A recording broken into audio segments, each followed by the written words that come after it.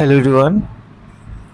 Schemes के इस topic में योजना परियोजना अभियान के नाम से दिया है।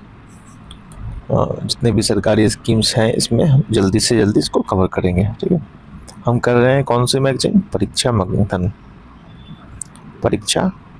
मंथन मैगजीन, जो कि बहुत ही क्रेडिबल मैगजीन है। ठीक है, बिना समय ज़्यादा वेस्ट किए अब हम अपने काम की बात पर आते हैं। केंद्र सरकार की योजनाएं। प्रधानमंत्री विकसित भारत रोजगार योजना भारत सरकार की एक प्रमुख योजना है, जिसे 2025 में शुरू किया श्रम एवं रोजगार मंत्रालय द्वारा। उद्देश्य क्या है? विनिर्माण क्षेत्र पर विशेष ध्यान केंद्रित करते हुए सभी क्षेत्रों में रोजगार सृजन को बढ़ावा देना, रोजगार क्षमता को बढ़ाना और सामाजिक सुरक्षा को मजबूत करना। यह युवाओं को पहली बार औपचारिक नौकरी पाने पर 15,000 रुपये तक की वित्तीय सहायता और कंपनियों को नए कर्मचारियों को काम पर रखने के लिए प्रति कर्मचारी 3,000 रुपये प्रति माह तक का प्रोत्साहन देने वाली केंद्र सरकार की योजना है। जून 2026 में इस योजना के जुड़े मुख्य विवरण इस प्रकार हैं। 2400 करोड़ का वितरण का स्वरूप। ठीक है, जो काम का होगा वही देखेंगे कि कर्मचारी के लिए पहली बार ईपीएफओ में रजिस्टर्ड होने वाले कर्मचारियों जिनका मासिक वेतन 1 लाख रुपए से कम है, उन्हें 1 महीने का वेतन अधिकतम 15,000 रुपये 2 किस्तों में सीधे बैंक खाते में मिलेगा। मेन इसका यही है। और कंपनी को 3,000 रुपये प्रति माह। कितने वर्षों तक? 2 वर्षों तक। ये इंपॉर्टेंट है आपका। पात्रता क्या है इसकी? यह लाभ केवल उन कर्मचारियों को मिलता है जो पहली बार कार्यबल वर्कफोर्स में शामिल हुए हैं। प्रधानमंत्री आवास योजना शहरी 2.0 2.13 लाख से अधिक अतिरिक्त घरों को मंजूरी दी है। PMAYU के बारे में आपको पता है, हाउसिंग वाला है ये, या आवास और शहरी मामलों के मंत्रालय की एक हाउस एंड अर्बन डेवलपमेंट। ठीक है, 2.5 लाख करोड़ रुपए तक की केंद्रीय सहायता प्रदान की जाती है। इसे सितंबर 2024 में PMAYU के उन्नत और विस्तारित संस्करण के रूप में लॉन्च किया गया, जिसे 25 जून 2015 को लॉन्च किया गया था। ठीक है, ये 2.0 है। EWS वर्ग को LIG निम्न आय वर्ग मध्यम आय वर्ग से संबंधित उन परिवारों के लिए खुली है जिनके पास देश में कोई भी पक्का मकान नहीं है। EWS परिवार क्या है भाई? वार्षिक आय 3 लाख रुपए तक, वार्षिक आय 3 से 6 लाख तक। LIG परिवार, MIG क्या होता है? 6 लाख से 9 लाख रुपए। तो MIG LIG मुझे नहीं मालूम, आप इसको सर्च कर सकते हो। घर निर्माण की लागत केंद्र सरकार, राज्य, शहरी स्थानीय निकाय और लाभार्थियों के बीच साझा की जाती है। हालांकि लागत साझाकरण का तरीका क्षेत्रों के अनुसार अलग होता है। PMAY और मतलब 2.0 वाला वर्जन इसका योजनाओं के तहत देश में कुल मिलाकर 1.27 करोड़ रुपए से अधिक घरों को मंजूरी दी गई है। यहाँ रुपए मुझे लगता है करोड़ रुपए लिख दिया है।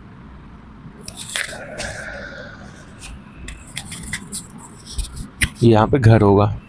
प्रधानमंत्री मुद्रा योजना कब लॉन्च किया? 8 अप्रैल 2015 को।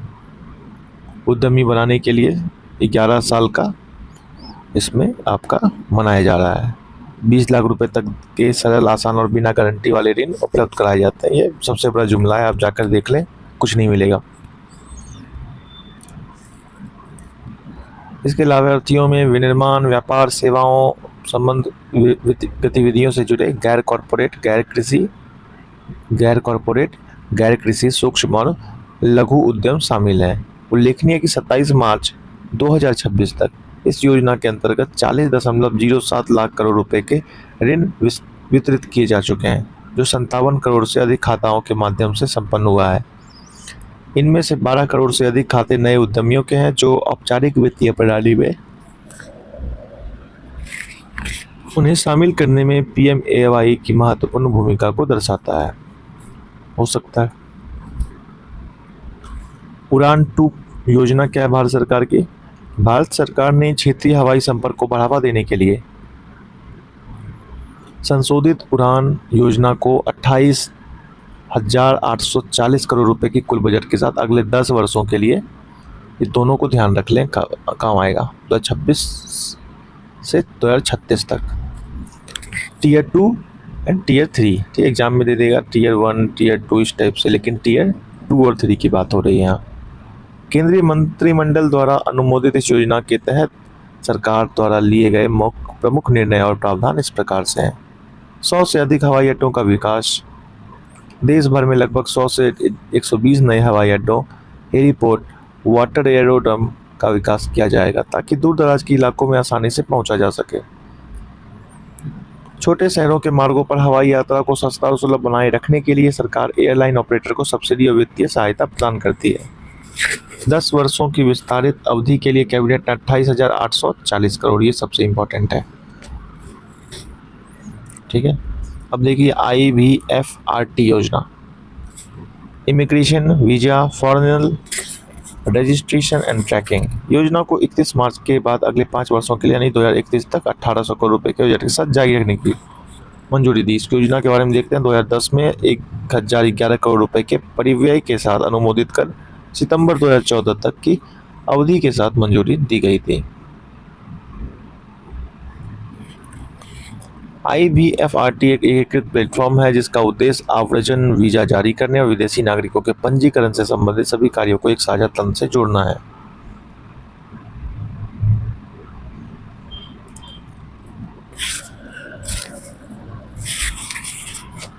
ठीक है। हाल ही में लागू हुए इमिग्रेशन एंड फॉरेनर एक्ट 2025 और उसके नियम के बाद यह आवश्यक हो गया कि प्रणाली को और अधिक आधुनिक और सशक्त बनाया जाए ताकि अवैध प्रवासन जैसी नई चुनौतियों का प्रभावी ढंग से सामना किया जा सके। ठीक है। अमृत भारत स्टेशन योजना, आप जानते हो कि सारे स्टेशन को जो है वो रिनोवेट किया जा रहा है। इसमें कुछ पढ़ने लायक है नहीं। बायोफार्मा शक्ति योजना, भारत में बायोफार्मास्यूटिकल क्षेत्र को सुदृढ़ करने और बायोलॉजिक्स तथा बायोसिमिलर्स के क्षेत्र में वैश्विक प्रतिस्पर्धात्मक बढ़ाने के उद्देश्य से सरकार ने बायोफार्मा शक्ति योजना की घोषणा की। इस योजना के लिए 5 वर्षों की अवधि में 5 ईयर 10,000 करोड़, ये याद रखें।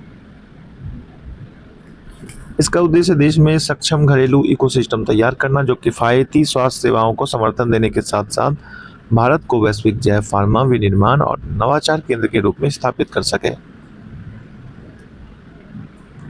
इस पहल का मुख्य लक्ष्य उच्च मूल्य वाले जैव औषधीय उत्पादों और दवाओं के घरेलू अनुसंधान, विकास एवं विनिर्माण को प्रोत्साहित करना है। ठीक है। आयात पर निर्भरता कम होगी। पात्र विनिर्माता आयातक योजना, ठीक है। Eligible manufacturer importers, okay. योजना के लिए पात्रता मानदंड, आवेदन प्रक्रिया, संचालन से जुड़े विस्तृत दिशा निर्देश जारी किए। ये योजना है क्या? यह योजना विश्वास आधारित एक सुविधा प्लेटफॉर्म मतलब कार्यक्रम के रूप में तैयार की गई जिसका उद्देश्य अनुपालन करने वाले विनिर्माताओं को सरल और सहज प्रक्रियाओं के माध्यम से लाभ पहुंचाना है। इस योजना के तहत EMI मतलब कि एलिजिबल मैन्युफैक्चरर आयातित वस्तुओं को कस्टम ड्यूटी का भुगतान किए बिना क्लियर कर सकते हैं। भुगतान की सुविधा मासिक आधार पर उपलब्ध होगी जैसा कि आयात शुल्क विलंबित भुगतान नियम 2016 deferred payment for import duty rule में निर्दिष्ट किया गया है। 1 अप्रैल 2026 से उपलब्ध होगा, 31 मार्च 2028 तक जारी रहेगा।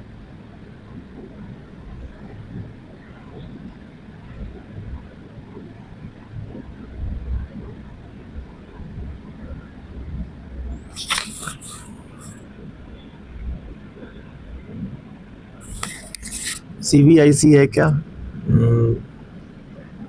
पूर्व में ये था केंद्रीय उत्पाद एवं सीमा शुल्क बोर्ड। यह सीमा शुल्क, केंद्रीय उत्पाद शुल्क, केंद्रीय माल एवं सेवा कर, CGST और IGST का कराधान व कर संकलन तथा तस्करी की रोकथाम संबंधी नीति निर्धारण करता है। ठीक है, इतना आगे बढ़ते हैं। PM गरीब कल्याण अन्न योजना, चावल फोर्टिफिकेशन मतलब इसमें चावल में मिनरल्स डाल देता है। ठीक है, मिनरल डाल देगा, कैरोटीन डाल देगा, और बहुत बहुत विटामिन ए डाल देगा, इस टाइप से।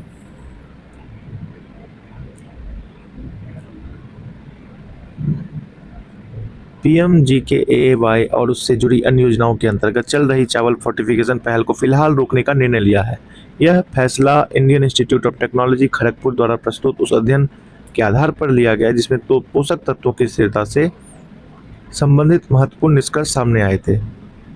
देश में व्यापक रूप से व्याप्त अनीमिया, रक्ताल्पता और सूक्ष्म पोषक तत्वों की कमी को दूर करने के उद्देश्य से चावल फोर्टिफिकेशन को एक पोषणात्मक हस्तक्षेप के रूप में शुरू किया गया था। इस योजना के अंतर्गत फोर्टिफाइड राइस कर्नेल्स, जिन्हें आयरन, फोलिक एसिड तथा विटामिन B12 से समृद्ध किया जाता है, को सामान्य चावल में मिलाकर वितरित किया जाता था। ठीक है, PDS की तरह, ICDS की तरह, माध्यमिक भोजन योजना के तहत। अब इस पर रोक लगाया क्यों है कि केंद्रीय खाद्य मंत्रालय ने जानकारी दी कि जब तक लाभार्थियों को पोषक तत्व उपलब्ध करने की कोई अधिक प्रभावी व्यवस्था विकसित नहीं हो जाती तब तक चावल फोर्टिफिकेशन अस्थायी रूप से बंद रहेगी। यह निर्णय PMGKAY और अन्य संबद्ध योजना के अंतर्गत फोर्टिफिकेशन की समीक्षा के उपरांत लिया है। मंत्रालय ने स्पष्ट किया कि इस कदम से खाद्यान्न के निर्धारित अधिकारों में कोई कटौती नहीं होगी और PDS, ICDS या भोजन योजना की कार्यप्रणाली प्रभावित नहीं होगी, अर्थात लाभार्थियों को पूर्ववत मात्रा में अनाज मिलता रहेगा, किंतु वह फोर्टिफाइड नहीं होगा। ओके, लगता है कुछ प्रॉब्लम आया होगा। प्रसाद योजना क्या? Pilgrimage rejuvenation and spiritual heritage augmentation drive 2014 से 15 में शुरू हुआ। बहुत इंपॉर्टेंट है, सारा जो कॉरिडोर वगैरह बन रहा है इसी के हिसाब से बन रहा है, तो इसको ध्यान रखना है।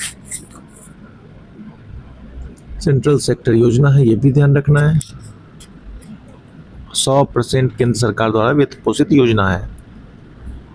तीर्थ स्थलों पर पर्यटन अवसंरचना इंफ्रास्ट्रक्चर का विकास, स्वच्छता, पेयजल, प्रकाश व्यवस्था, पार्किंग, आवास, यातायात सुविधाओं का विस्तार।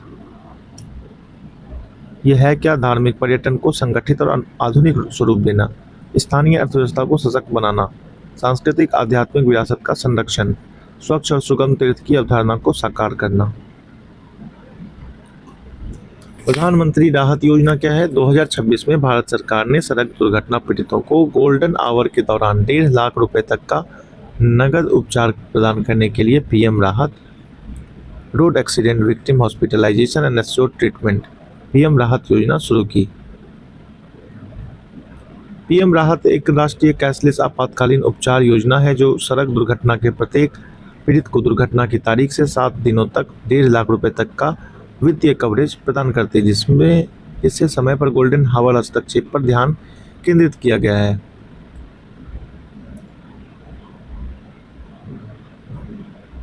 कौन सा है? आपका ट्रांसपोर्ट मिनिस्ट्री है। यह योजना सुनिश्चित करती है कि सड़क दुर्घटनाओं के बाद तत्काल चिकित्सा सहायता न मिलने के कारण किसी की जान ना जाए। NSPA स्वास्थ्य पेंशन योजना, हाल ही में पेंशन फंड PFRDA जो है इसकी शुरुआत की है। यह है क्या? रेगुलेटरी सैंडबॉक्स फ्रेमवर्क के अंतर्गत प्रूफ ऑफ कॉन्सेप्ट के रूप में शुरू की गई है। इसका उद्देश्य मौजूदा राष्ट्रीय पेंशन प्रणाली के ढांचे में स्वास्थ्य संबंधी वित्तीय सुरक्षा को एकीकृत करना है। यह योजना OPD और आंतरिक रोगी उपचार से जुड़े चिकित्सा खर्चों के लिए वित्तीय सहायता उपलब्ध कराने के लिए डिजाइन की गई है। इस योजना में कोई भी भारतीय नागरिक शामिल हो सकता है, बशर्ते उसके पास NPS के अंतर्गत एक कॉमन स्कीम खाता हो। अटल पेंशन योजना क्या है? 2026 में इसको वित्त वर्ष 2030-31 तक जारी रखने का निर्णय लिया है। अटल पेंशन योजना केंद्र सरकार समर्थित स्वैच्छिक और अंशदान आधारित पेंशन योजना है जिसका उद्देश्य नागरिकों, विशेषकर असंगठित क्षेत्र के श्रमिकों को 60 वर्ष की आयु के बाद सुनिश्चित मासिक पेंशन प्रदान करना है। इस योजना की शुरुआत 9 मई 2015 को की गई थी। इस योजना का प्रशासन पेंशन फंड नियामक एवं विकास प्राधिकरण PFRDA द्वारा किया जाता है। क्रियान्वयन देश भर में बैंकों और डाकघरों के माध्यम से सुनिश्चित किया गया है। उद्देश्य है कि गरीब, वंचित, असंगठित क्षेत्र में कार्यरत श्रमिकों को वृद्धाश्रम में आय सुरक्षा प्रदान करना है। यहाँ पे डेटा नहीं दिया है कितना कितना रुपया इसको देगा, लेकिन ठीक है। स्टार्टअप इंडिया के एक दशक पूरे हुए। 16 जनवरी 2026 को राष्ट्रीय स्टार्टअप दिवस, 16 जनवरी 2026। ओके, ये डेट इम्पोर्टेंट है। 23 जनवरी इम्पोर्टेंट है। 12 जनवरी इम्पोर्टेंट है। ठीक है,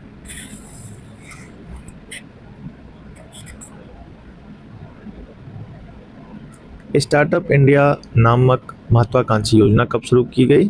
16 जनवरी 2016 को। ठीक है, स्टार्टअप इकोसिस्टम का तेज विस्तार, ये सब तो होता रहता है भाई, ये सब फील्ड में काम का नहीं है हमारे लिए।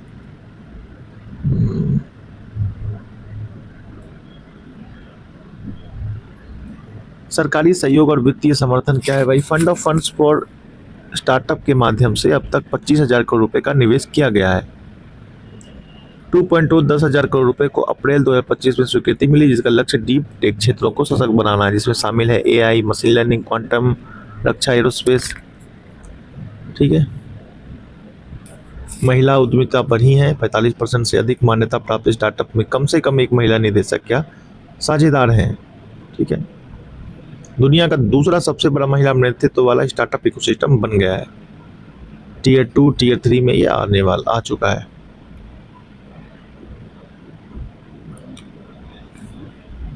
रक्षा और अंतरिक्ष क्षेत्र में आईडेक्स के माध्यम से स्टार्टअप की रक्षा खरीद में भागीदारी। अंतरिक्ष क्षेत्र में उदारीकरण से लगभग 200 अंतरिक्ष स्टार्टअप को वैश्विक मान्यता मिल गई है।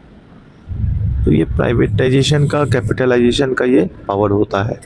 ठीक है, जेम के माध्यम से जो भर्तियां होती हैं अभी, ठीक है, जिनकी कुल कीमत 50,000 करोड़ रुपए से अधिक रही है।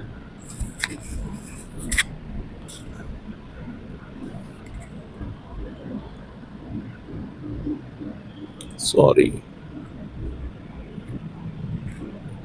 गरीब कैदी सहायता योजना क्या है भाई?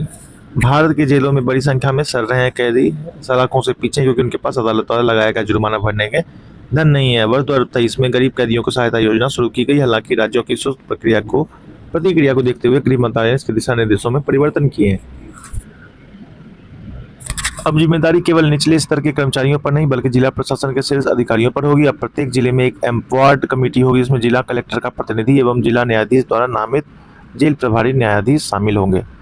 यदि कोई कैदी जुर्माना न भरने के कारण जेल में रुका है तो उसके जेल अधीक्षक को 1 सप्ताह के भीतर जिला विधि सेवा को सूचित करना अनिवार्य है। डीएलएस से कैदी की आर्थिक स्थिति की जांच करेगा, समिति को रिपोर्ट भेजेगा।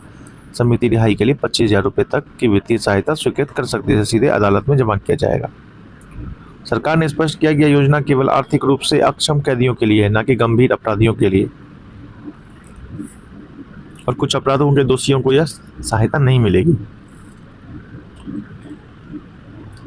जैसे कि एनएसए, आतंकवाद, पॉस्को, पीएमएलए, नशीले पदार्थ, एनडीपीएस। गरीब कैदी सहायता योजना एक सामाजिक और प्रशासनिक आवश्यकता है।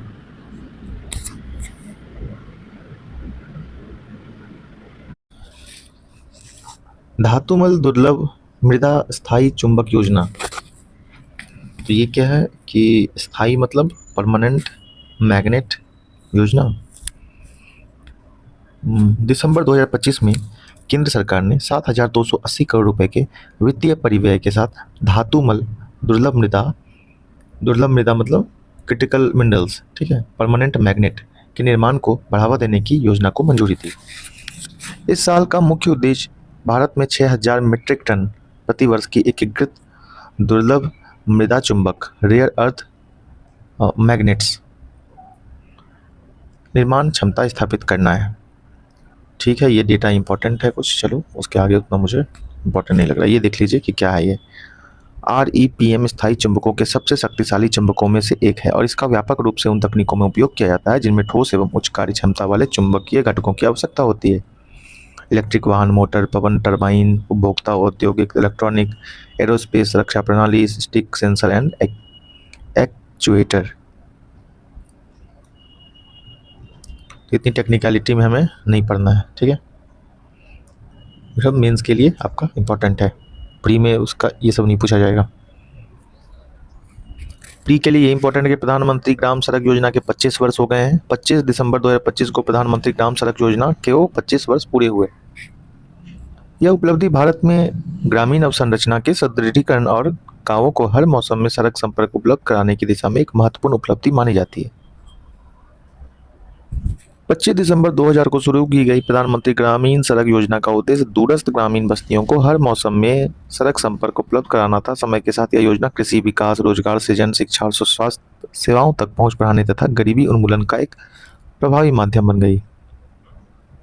अपनी शुरुआत से लेकर अब तक प्रधानमंत्री ग्रामीण सड़क योजना के तहत कुल 8,25,114 किलोमीटर ग्रामीण सड़कों को मंजूरी दी गई, जिनमें से 7,87,000 कुछ किलोमीटर सड़कें दिसंबर 2025 तक पूरी हो चुकी हैं। ठीक है, कब शुरू हुआ था ये? 2025 दिसंबर 2000 को।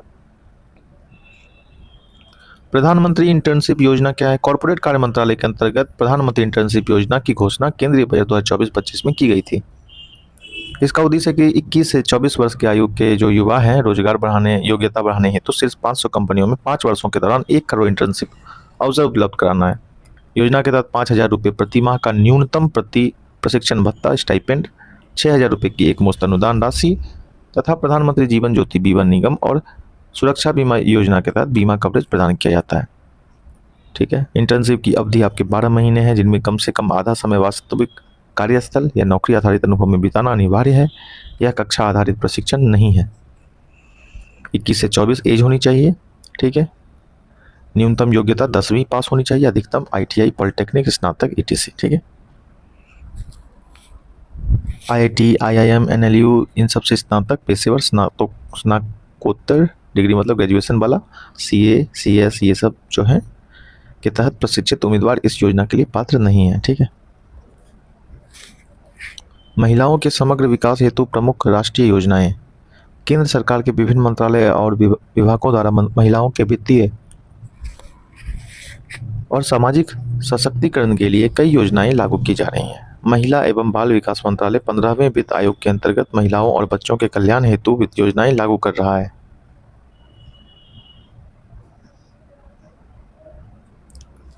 इन योजनाओं को 3 मिशनों में वर्गीकृत किया है: मिशन शक्ति, सक्षम आंगनबाड़ी एवं पोषण, मिशन वात्सल्य।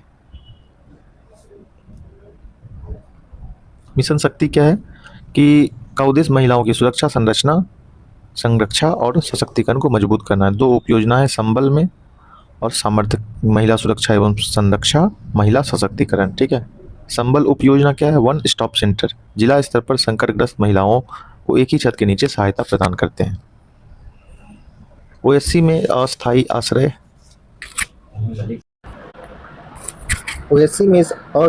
आश्रय, चिकित्सा, पुलिस, कानूनी और परामर्श सेवाएं उपलब्ध है। महिला हेल्पलाइन 181 महिलाओं को 24x7 सहायता और जानकारी प्रदान करता है। प्रधानमंत्री समर्थी उप योजना में क्या है? ये प्रधानमंत्री मातृ वंदन योजना के तहत पहले बच्चे के लिए 5,000 रुपये। ठीक है, ये इंपॉर्टेंट है आपका। दूसरे बच्चे की अगर यदि खूब लड़की हो तो 6,000 रुपये की सहायता प्रदान की जाती है। फिर शक्ति सदन संकटग्रस्त और तस्करी पीड़ित महिलाओं के लिए राहत एवं पुनर्वास केंद्र है। वृंदावन में कृष्ण कुटीर, विधवाओं के लिए सखी निवास, वर्किंग वुमेन हॉस्टल, कामकाजी महिलाओं के लिए सुरक्षित आवास उपलब्ध कराता है। पालन योजना के तहत बच्चों के लिए डे केयर, क्रेच सुविधाएं दी जाती हैं। पता नहीं, आज तक ये मैंने देखा नहीं है। संकल्प जो है वो महिला सशक्तिकरण केंद्र है, महिलाओं को सरकारी योजनाओं की जानकारी उपलब्ध कराते हैं। सक्षम आंगनबाड़ी एवं पोषण देख लेते हैं 2.0। इस मिशन का उद्देश्य पोषण और स्वास्थ्य समेकितों में सुधार करना है। यह 3 प्राथमिक क्षेत्रों पर केंद्रित है: 6 वर्ष से कम आयु के बच्चे, गर्भवती व स्तनपान कराने वाली महिलाओं तथा किशोरियों का पोषण। प्रारंभिक बाल्यावस्था देखभाल एवं शिक्षा 3 से 6 वर्ष। ठीक है, आधुनिक एवं सक्षम आंगनबाड़ी अवसंरचना, लेकिन जितने भी हैं आंगनबाड़ी वो बांस की टाट में ही चल रहे हैं आज के समय में भी। गृह मंत्रालय की पहले क्या? निर्भया निधि, मानव तस्करी रोधी इकाइयाँ देश भर में स्थापित की गई हैं। कुल 827 जो है आपके AHTU कार्यरत है, जिनमें राज्य, BSF और SSB शामिल है। महिलाओं की सहायता हेतु 14,658 महिला सहायता डेस्क स्थापित की गई हैं। इनमें से अधिकांश डेस्क का नेतृत्व महिला पुलिस अधिकारी कर रही हैं। ठीक है, एक दिन मैं वीडियो बनाऊंगा कि भारत में जो पुलिसिंग सिस्टम है उसमें आप देखते हो कि जो महिला है ना वो पुरुषों के मुकाबले वो ज़्यादा क्रूर है। क्यों है ऐसा? अगर कोई फीमेल को आप इंडक्ट कर दे रहे हो सिस्टम में, आपका पूरा सिस्टम जो है वो पैट्रियार्की पर बेस्ड है, तो क्या मतलब वो महिला के लिए सही काम होगा? नहीं होगा।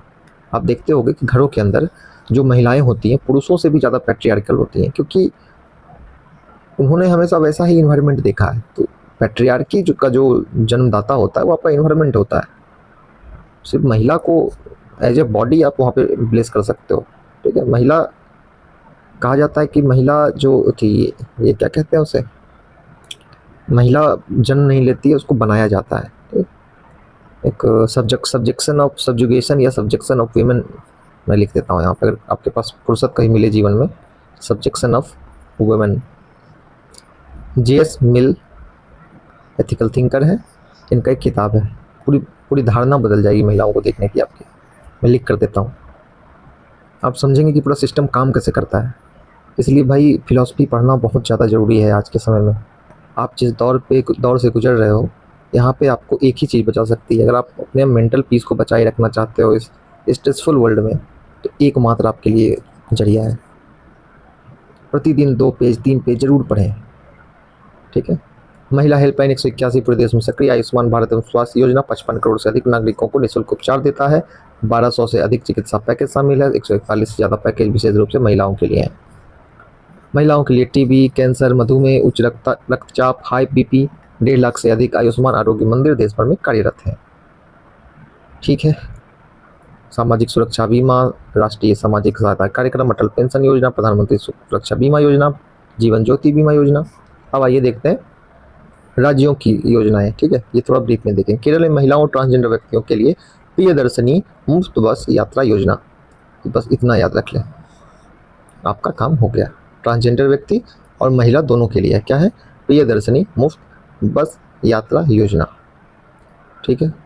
अब इतना कोई नहीं पूछेगा आपको एग्जाम में, इतना कोई डीप में नहीं घुसेगा क्या होता है नहीं होता है, ठीक है। अननेसेसरी है ये, भले केरल के एग्जाम दे रहे हो तो नहीं कह सकता मैं। कि साइन योजना क्या है? BIS भारतीय मानक ब्यूरो ऑफ इंडियन स्टैंडर्ड के 79वें स्थापना दिवस के अवसर पर नई दिल्ली में standard help inform and nurture empowered women sign योजना का शुभारंभ किया गया। योजना का उद्देश्य क्या है? गुणवत्तापूर्ण विकास यात्रा में महिलाओं को केंद्र में रखना, उन्हें मानकों, सुरक्षा एवं गुणवत्ता से जुड़े ज्ञान से सशक्त बनाना। यह योजना महिलाओं को ऐसे व्यवहारिक ज्ञान प्रदान करती है जो परिवारों की सुरक्षा सुनिश्चित करता है और आजीविका के अवसर को सुदृढ़ करता है। युवा परिवर्तन राजदूत पहल।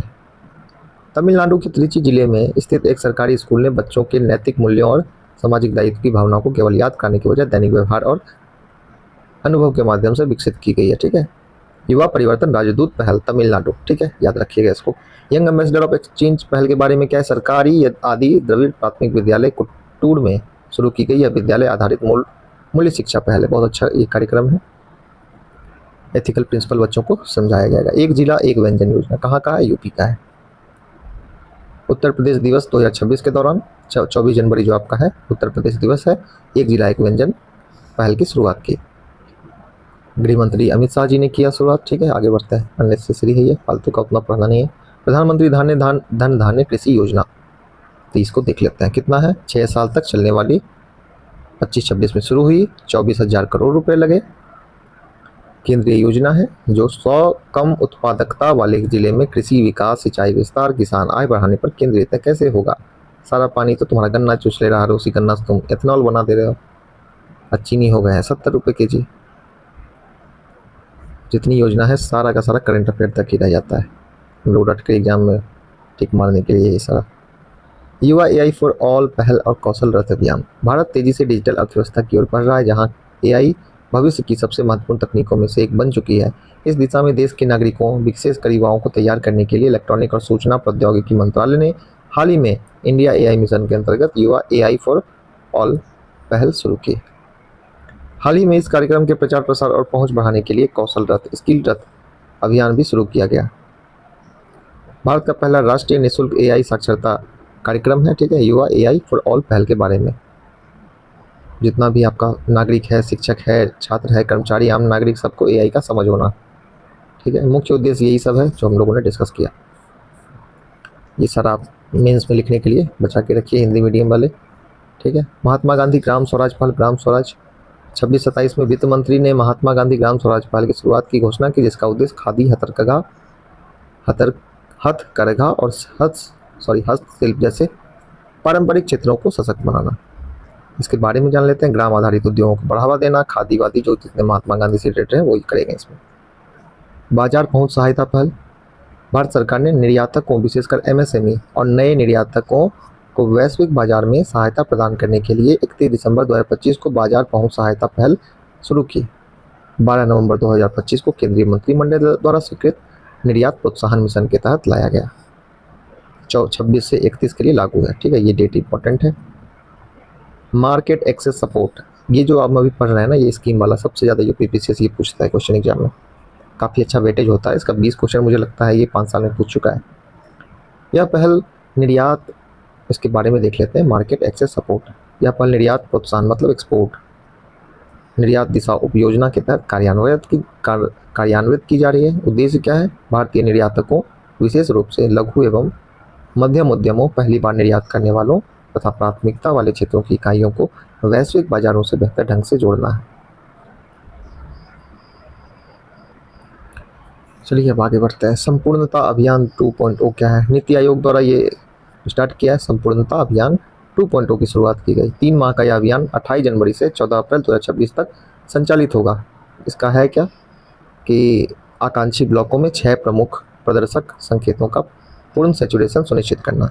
इसके अंतर्गत आकांक्षी जिला एवं आकांक्षी ब्लॉक कार्यक्रम के तहत देश के 112 आकांक्षी जिले तथा 513 आकांक्षी ब्लॉकों में चयनित महत्वपूर्ण प्रदर्शन संकेतों का 100% सैचुरेशन सुनिश्चित किया जाएगा।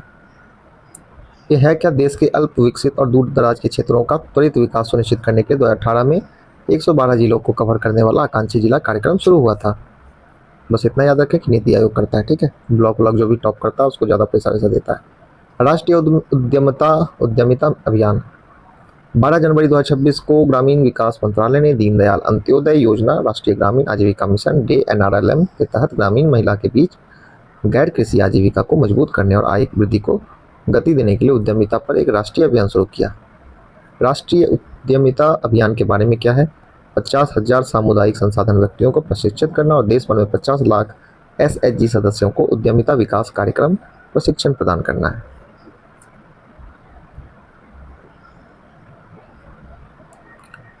इसका वही काम है कि आय वाय बढ़ाना है महिलाओं का, ठीक है। राष्ट्रीय ग्रामीण आजीविका मिशन को बढ़ावा देना है। मान्यता कार्यक्रम अब देख लेते हैं। सुनामी से निपटने के लिए तैयार गांवों की पहचान कार्यक्रम के अंतर्गत भारत जल्द ही हिंद महासागर क्षेत्र में 100 से अधिक ऐसे गांवों की पहचान करेगा जो सुनामी जैसी आपदाओं का सामना करने के लिए पूरी तरह तैयार रहेंगे। यूनेस्को IOC सुनामी तत्परता मान्यता कार्यक्रम, ठीक है। मान्यता कार्यक्रम क्या के लिए है? सुनामी जो आएगा उसको निपटने के लिए है, ठीक है। यूनेस्को याद रखिएगा, सुनामी याद रख लीजिए, यूनेस्को याद रख लीजिए, ठीक है।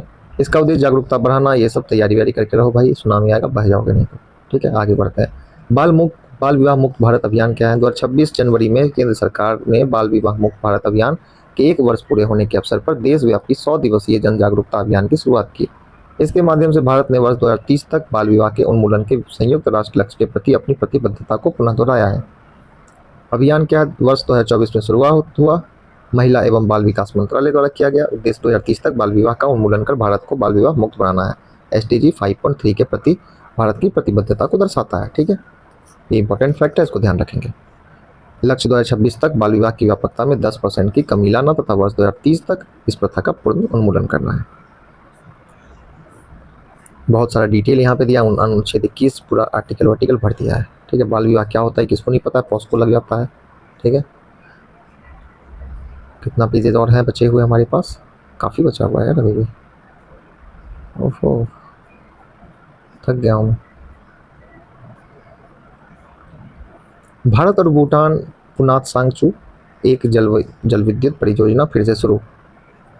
इंपॉर्टेंट देख लेते हैं। 1200 मेगावाट का है।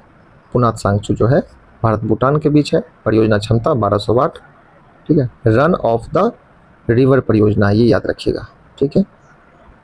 भूटान की राजधानी थिम्पू से लगभग 80 किलोमीटर दूर है, ठीक है।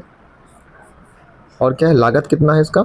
40% अनुदान और 60% ऋण जो है शामिल है। इसकी अनुमानित लागत 9,375 करोड़ रुपए से अधिक है। भूटान के लिए महत्व क्या है? इस परियोजना को पूरा होने से भूटान की जल विद्युत उत्पादक क्षमता में लगभग 30% की वृद्धि हो जाएगी। सालाना लगभग 5,670 मिलियन यूनिट बिजली का उत्पादन होगा, जिसका एक बड़ा हिस्सा भारत को निर्यात किया जाएगा। इससे पहले भारत और भूटान ने मिलकर पुना सांगचू 2 1020 मेगावाट जल विद्युत परियोजना का संयुक्त रूप से उद्घाटन किया था। अच्छा, 2 हो गया है, 1 बचा हुआ है अभी भी। ठीक है, 1200 मेगावाट की रन ऑफ द रिवर परियोजना है। इस परियोजना का कंक्रीट बांध 130 मीटर ऊंचा, 239 मीटर लंबा है। ये याद नहीं रखना है, ठीक है। ये सब हमने पढ़ ही लिया। 10% ब्याज पर 60% ऋण लिया है। चलिए आगे बढ़ते हैं। बोडोलैंड और असम में 24,000 करोड़ की प्रमुख योजनाएं, ठीक है। ये सब उतना योजना स्टेट वाइज हम लोग नहीं पढ़ सकते, ठीक है। कुछ इंपॉर्टेंट होता तो हम देख लेते। बोडोलैंड वहाँ का डिस्टर्ब एरिया है, ठीक है। वहाँ पे डेवलपमेंट वगैरह लाएगी सरकार, तो वहाँ पे डिस्टर्ब जो है थोड़ा सा कम हो जाएगा। प्लग एंड प्ले औद्योगिक पार्क और भव्या योजना। केंद्रीय मंत्रिमंडल ने देश में लगभग 100 प्लग एंड प्ले औद्योगिक पार्क विकसित करने के लिए 33,660 करोड़ 33,660 करोड़, जो मैं यहाँ लिख रहा हूँ डेटा वो ध्यान रखना। और 100 प्लग पे 33,660 करोड़ का बजट है। क्या है योजना? भव्या, ठीक है। प्लग एंड प्ले का मतलब क्या होता है? यहाँ तैयार कारखाने के सेट, निर्मित इकाइयाँ, बिजली, पानी, सड़क, अपशिष्ट प्रबंधन, ये सभी तमाम सुविधा जो है पहले से मौजूद होती है। उद्योगों को बस अपनी मशीनें लगानी होती है और काम तुरंत शुरू हो जाता है। पार्कों का आकार 1000 एकड़ तक होगा, ठीक है। चलो एक चीज़ और देख लेते हैं कि 1 करोड़ रुपए जो है प्रति एकड़ तक की वित्तीय सहायता प्रदान की जाएगी। जो जितना ज़्यादा पैसा लगेगा उतना उसको सुविधा मिलेगा। इसका मुख्य लक्ष्य विनिर्माण में तेजी लाना, लॉजिस्टिक लागत को कम करना, छोटे मध्यम उद्योगों का विकास करना है।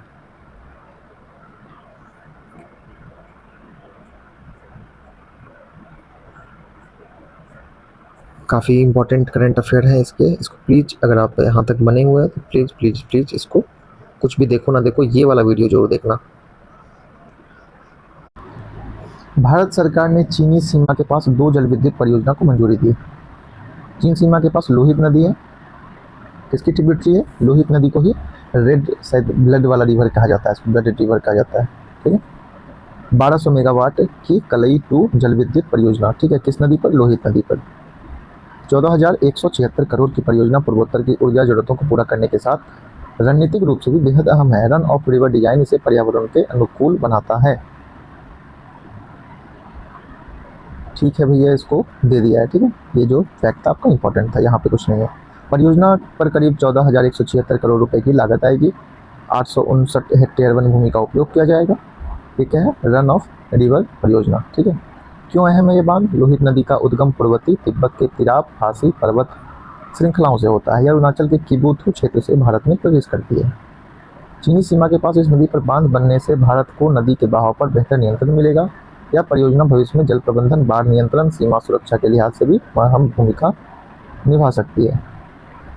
सीमावर्ती इलाकों में इस तरह की बड़ी बुनियादी परियोजना न केवल स्थानीय मौजूदगी को मजबूत करती है, बल्कि किसी भी आपात स्थिति में लॉजिस्टिक और इंफ्रास्ट्रक्चर सपोर्ट भी उपलब्ध कराती है। स्थानीय विकास और सुरक्षा दोनों को फायदा होगा, ठीक है। उतना इंपॉर्टेंट नहीं है, जो इंपॉर्टेंट था मैंने आपको बता दिया। ये सब मेंस के लिए आपका है। मानसून प्रोजेक्ट क्या है?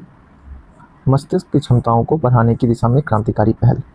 IISc बेंगलुरु ने महत्वाकांक्षी मानसून प्रोजेक्ट शुरू किया है, ये इंपॉर्टेंट है। लक्ष्य क्या है? मानव मस्तिष्क की क्षमता को बढ़ाने तथा तंत्रिका तंत्र से जुड़ी समस्या के उपचार के लिए ब्रेन को प्रोसेसर विकसित कर रहा है। इतना आगे नहीं जाएंगे। IISc आपका इंपॉर्टेंट है, उसके बाद कुछ है नहीं। मानसून प्रोजेक्ट क्या है? मस्तिष्क से जुड़ने वाले ऐसे स्मार्ट सह प्रोसेसर विकसित करना है जो मस्तिष्क की गतिविधियां को पढ़ सके, उन्हें समझ सके, आवश्यकता अनुसार वापस भेज सके संकेत, ठीक है। AI एल्गोरिथम पे वर्क करेगी, ठीक है। एलॉन मस्क का ऐसा ही प्रोजेक्ट है एक, उसका प्लीज नाम कमेंट में लिख दीजिए। ओपन सी मरीन फिश फार्मिंग प्रोजेक्ट क्या है? श्री विजयपुरम में के अंडमान सागर में अपनी पहली ओपन सी मरीन फिश फार्मिंग परियोजना की शुरुआत की। किसने की? भारत ने। पूछिए कहाँ पे की? तो अंडमान सी में। ओपन सी फिश फार्मिंग के बारे में कि पहली पायलट को ओपन सी एक्वाकल्चर पहल शुरू की, इसमें मरीन फिनफिश एवं समुद्री शैवाल को प्राकृतिक महासागरीय परिस्थितियों में उगाया जाएगा। इस पहल में स्वदेशी रूप से विकसित ओपन सी केज और मरीन तकनीकों का इस्तेमाल किया जाएगा, ठीक है। फिशिंग हार्बर योजना क्या है? जनवरी 2026 में भारत सरकार के मत्स्य पालन, पशुपालन एवं दुग्ध उत्पादन मंत्रालय के अंतर्गत मत्स्य विभाग ने अंडमान निकोबार प्रशासन के माया बंदर में स्मार्ट एवं एकीकृत फिशिंग हार्बर के विकास के प्रस्ताव को मंजूरी दी। यह परियोजना प्रधानमंत्री मत्स्य संपदा योजना के तहत 100% केंद्रीय वित्तीय सहायता के साथ लगभग 199.24 करोड़ की अनुमानित लागत पर क्रियान्वित की जाएगी। ठीक है, ये अब इतना इसके बारे में डिटेल में नहीं घुसेंगे। ठीक है, वांगचू जल विद्युत परियोजना क्या है? अदानी समूह ने भूटान में 570 मेगावाट क्षमता वाली वांगचू जल विद्युत परियोजना का शुभारंभ किया। किसने किया? अदानी ने किया। कहाँ किया? भूटान ने किया, भूटान में किया। ठीक है, चुखा जिले में ब्रह्मपुत्र नदी की एक प्रमुख सहायक नदी वांगचू नदी। कहाँ है वांगचू नदी? ये आपको क्वेश्चन आ सकता है। ठीक है, वांगचू आपका भूटान में। Fine. Run of the river है। ठीक है, रन ऑफ द रिवर परियोजना का मतलब क्या होता है? कि मतलब स्टोरेज नहीं होता है इसमें बस बिजली उत्पादन होता है। ठीक है, और इसमें कुछ है नहीं जानने लायक। अब आपका राष्ट्र NHAI के बारे में है। महत्वपूर्ण कदम उठाते हुए उपभोक्ता मंत्रालय की गुणवत्ता आश्वासन एवं परीक्षण से संबंधित प्रमुख साथ एक समझौता किया। ठीक है, राष्ट्रीय परीक्षण केंद्र 1988 में ये आया था। ठीक है, चलो ये मेंस का डेटा है वगैरह है, इसको हम लोग डिटेल में नहीं घुसेंगे। जो हमारी काम का है उसको करके आगे बढ़ेंगे। सुबनसिरी लोअर जल विद्युत परियोजना। सुबनसिरी मुझे लगता है ये ब्रह्मपुत्र की नदी है। ठीक है, दिसंबर 2025 में भारत के ऊर्जा क्षेत्र में नए इतिहास रचते हुए सुबनसिरी लोअर विद्युत परियोजना ने अपनी पहली इकाई के परिचालन शुरू किया। लगभग 2 दशकों के इंतजार और नई चुनौतियों के बाद यह परियोजना भारत की सबसे बड़ी जल विद्युत शक्ति बनने की ओर अग्रसर है। इसके बारे में क्या? रन ऑफ द रिवर, वही स्टोरेज नहीं किया जाएगा इसमें। जल विद्युत परियोजना है, कुल स्थापित कितना है? मेगावाट 2000। यह असम और अरुणाचल प्रदेश सीमा पर गेरू का मुख में स्थित है। यह ब्रह्मपुत्र की सबसे बड़ी सहायक नदी सुबनसिरी पर निर्मित है। सुबनसिरी जो है लार्जेस्ट ट्रिब्यूटरी है ना, लार्जेस्ट ट्रिब्यूटरी ब्रह्मपुत्र की है। कौन है? सुबनसिरी। एक बार इस फैक्ट को जरूर रीचेक कर लेंगे। ठीक है, यहाँ तो दिया हुआ है। कंक्रीट ग्रेविटी डैम है ये। ऊपर के सारे हमने देख लिए हैं क्या? Okay fine. ठीक है, मुझे लगा कुछ छोड़ दिया है मैंने। दुलहस्ती चरण 2 जल विद्युत परियोजना जम्मू और कश्मीर में है, किश्तवाड़ जिले में चिनाब नदी पर। कौन सी नदी पर? चिनाब नदी पर। ठीक है, 260 मेगावाट। जो इंपॉर्टेंट है मैं वो हाईलाइट कर रहा हूँ ताकि आपको ज़्यादा इस पर माथा पेची करने की जरूरत ना पड़े। कहाँ? किश्तवाड़, जम्मू एंड कश्मीर। और क्या इंपॉर्टेंट है? 260 हो गया, चिनाब हो गया। चलिए आगे आते हैं। ओके, ये 2 है जल विद्युत। यह मौजूदा 390 मेगावाट दुलहस्ती स्टेज 1 जल विद्युत परियोजना का विस्तार है, जो राष्ट्रीय जल विद्युत निगम लिमिटेड द्वारा 2007 में शुरू किए जाने के बाद सफलतापूर्वक संचालित हो रहा है। और इसमें अनुमानित लागत भी देख लेते हैं, 3200 करोड़। ठीक है, फाइन। 4 चीज़ हमने देख लिया, आगे बढ़ते हैं। मूसी नदी पुनर्विकास योजना परियोजना क्या है भाई? तेलंगाना की राजधानी में आपका हैदराबाद है, वहाँ से गुजरने वाली नदी मूसी है। लगभग 55 किलोमीटर तक शहर के बीच से बहती है। वर्ष के अधिकांश समय यह नदी स्वच्छ जलधारा के बजाय खुले सीवेज नाले जैसी दिखाई देती है और केवल मानसून के दौरान इसमें पर्याप्त जल प्रवाह देखने को मिलता है। तेलंगाना सरकार ने मूसी को पुनर्जीवित करने और इसे साल भर बहने वाली नदी में परिवर्तित करने की योजना बनाई है।